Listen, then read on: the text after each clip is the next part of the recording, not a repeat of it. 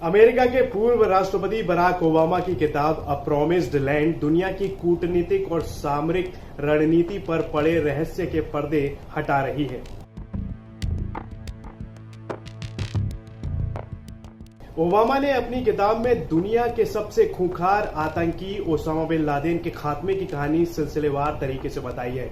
बता दें कि जब लादेन पाकिस्तान के एबटाबाद में अमेरिका की खुफिया कार्रवाई में मारा गया था, उस वक्त बराक ओबामा अमेरिका के राष्ट्रपति थे। इस लिहाज से वे अमेरिकी सेनाओं के सुप्रीम कमांडर भी थे और उनके पास हर खुफिया जानकारी सबसे पहले और एक्सक्लूसिव तरीके से आती थी।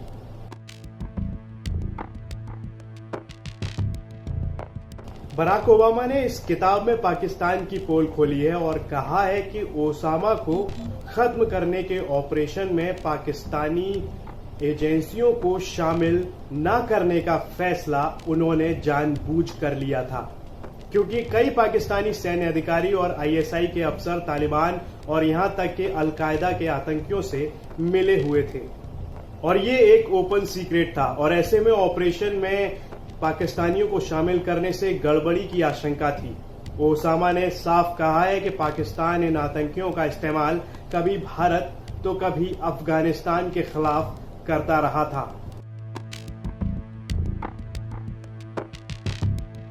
इस किताब में ओबामा ने जो बाइडेन के बारे में भी कहा है।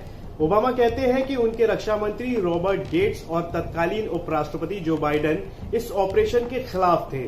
अब जैसा कि हम सभी जानते हैं कि जो बाइडेन अब अमेरिका के राष्ट्रपति निर्वाचित हो गए हैं।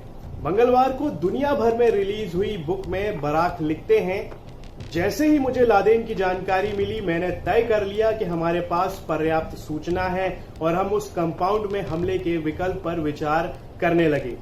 जबकि CIA टीम ग्राउंड पर काम कर रही थी, मैंने टॉम डॉनी लॉन और जॉन ब्रेनन को कहा कि अगर हम रेड मारें तो ये कैसा विकल्प रहेगा।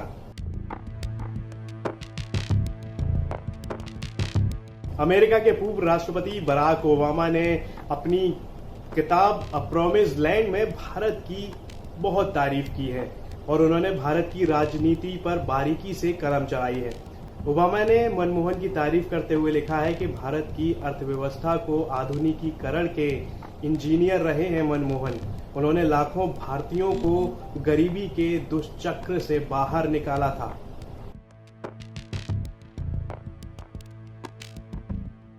अमेरिका के पूर्व राष्ट्रपति बराक ओबामा की नई किताब अ प्रॉमिस्ड लैंड में कई अहम खुलासे किए गए हैं। फिलहाल ओबामा की यह किताब पूरी दुनिया में चर्चा का विषय बनी हुई है। उन्होंने कहा है कि वे बचपन से ही रामायण और महाभारत की कहानियां सुनते आ रहे हैं और इन्हीं कहानियों को सुनकर वे बड़े हुए हैं। आपको यह वीडियो कैसा लगा हमें कमेंट और लाइक कर जरूर बताएं और दुनिया तक को सब्सक्राइब करना ना भूलें।